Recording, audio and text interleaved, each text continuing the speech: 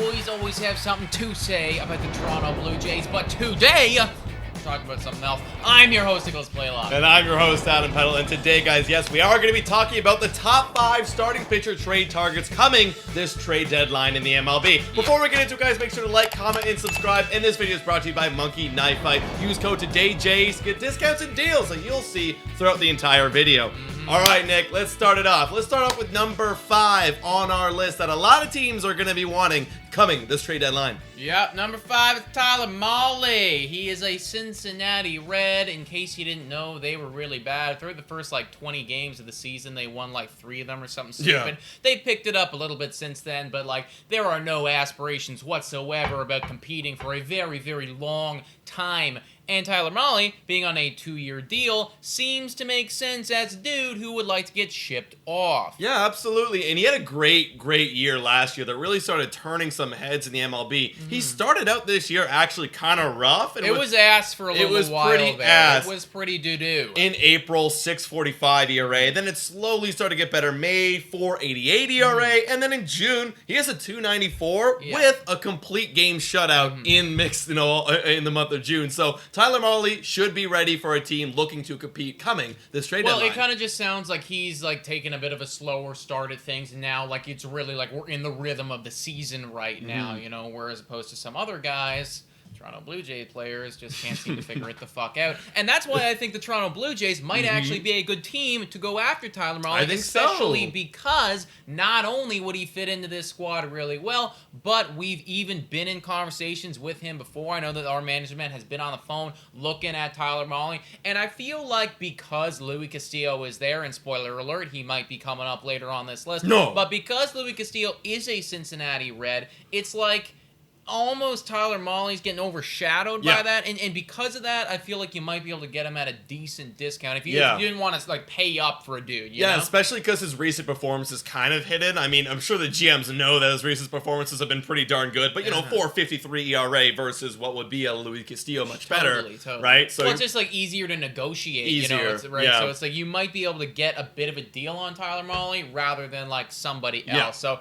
Blue Jays, anybody else that you like for this guy? Yeah, maybe the Braves. Braves seem kind of that team to buy mid-tier players to help out, like AA did it last year. So maybe the Braves, they need some help too because their pitching ERA is only ranked 19th in baseball. Yeah, I also like too, and I know that they don't really need any help, but the Tampa Bay Rays, this feels like a guy that I could actually see them going after because they don't like to pay up like crazy. Yeah. But they occasionally go after a guy and then they turn him into the ceiling potential all-star. And I think that Tyler Mahle is a dude where it's if he has the right coaching, the right staff around him, he could be an all-star. So maybe the Rays there as well. I agree. Number 4 on this list, guys, is Jose Quintana. He's 33 years old, and where is he? You literally asked me before this video.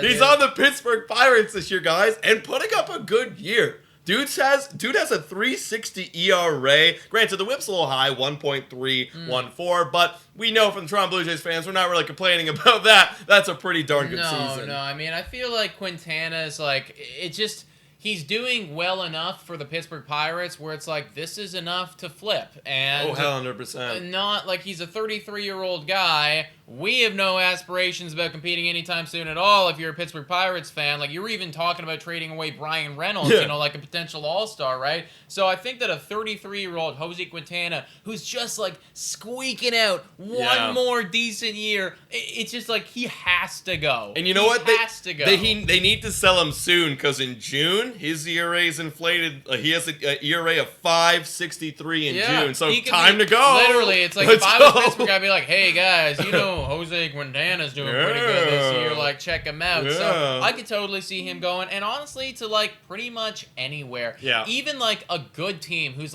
totally rock solid pitching wise, like the Yankees. Why not? Just a little bit of depth. It's somebody gets hurt. It's okay. Now we got Quintana in there. He could literally go anywhere.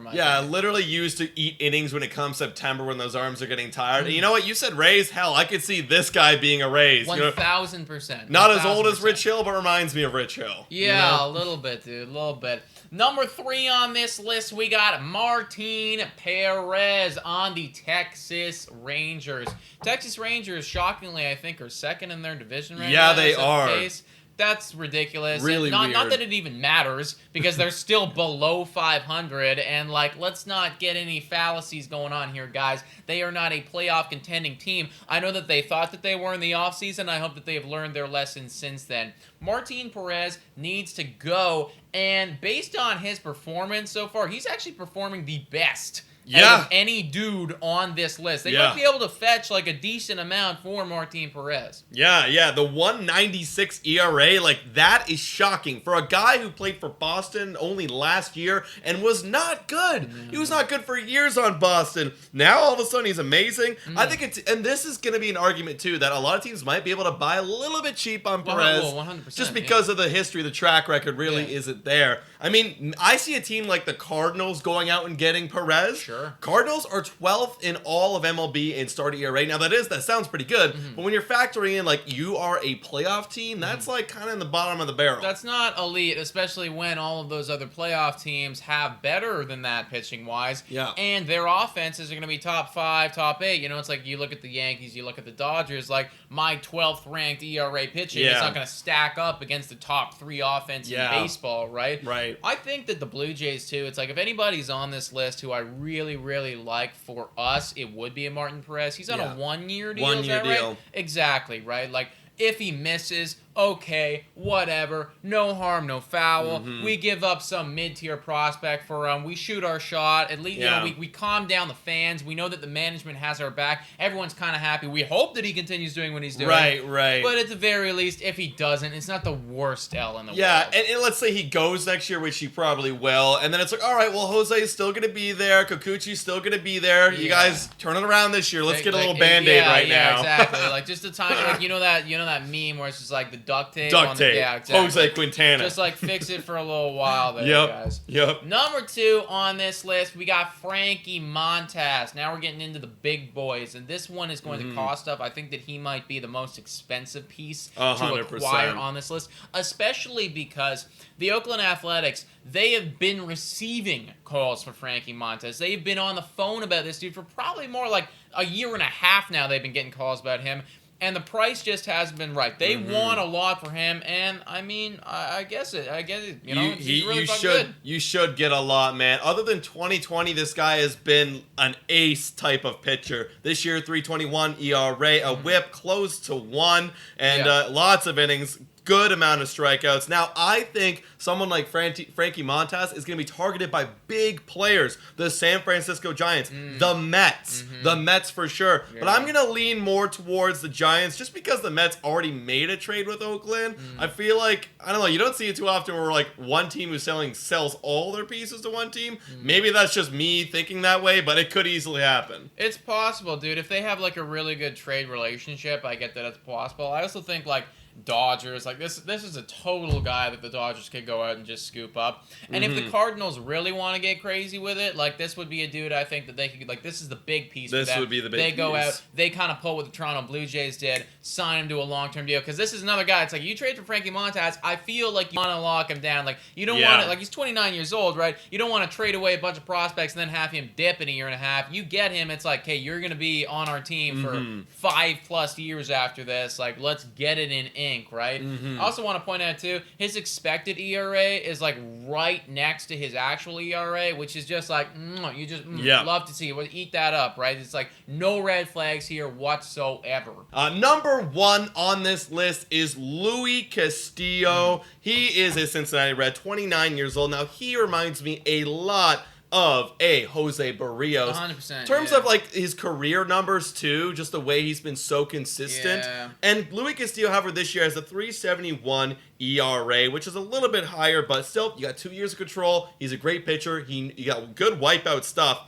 Yeah, I love this dude. And I think that we're putting him at number 1 on this list. Not that there's like a lot of thought into these rankings, but basically it's just like, I think he is undoubtedly, like just 1,000% going to get shipped.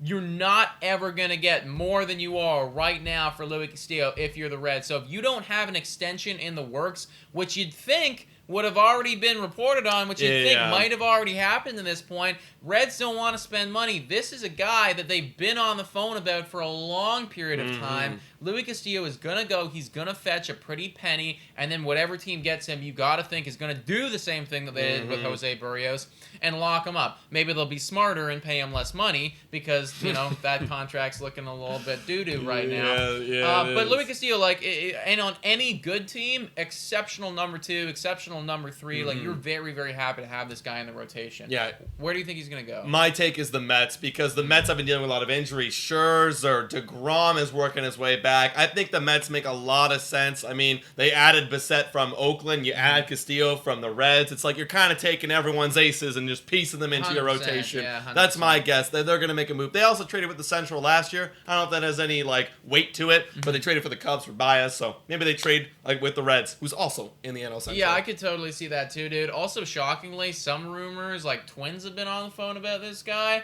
which is just kind of dumb to me. That's like, so dumb. You had Jose Barrios, and then so I don't really, get it. I mean, I guess they didn't expect to be doing this well, but yeah. Maybe they go out and get this guy and just make him the new Jose Barrios. So, all right. I mean, we'll see. Whoa. Guys, those are our top 5 starting pitcher MLB trade targets come trade deadline. Comment down below what you thought about this list and where do you think they are going to go, and any dudes that we may have missed on the starting pitching trading market. Yeah, and guys, make sure to like, comment, subscribe, and $3 a month and become a Patreon. Shout out and thank you to all of our current Patreons. You guys can hop onto a one-on-one every Friday anytime you want. Thanks so much for watching. And go Jays, go!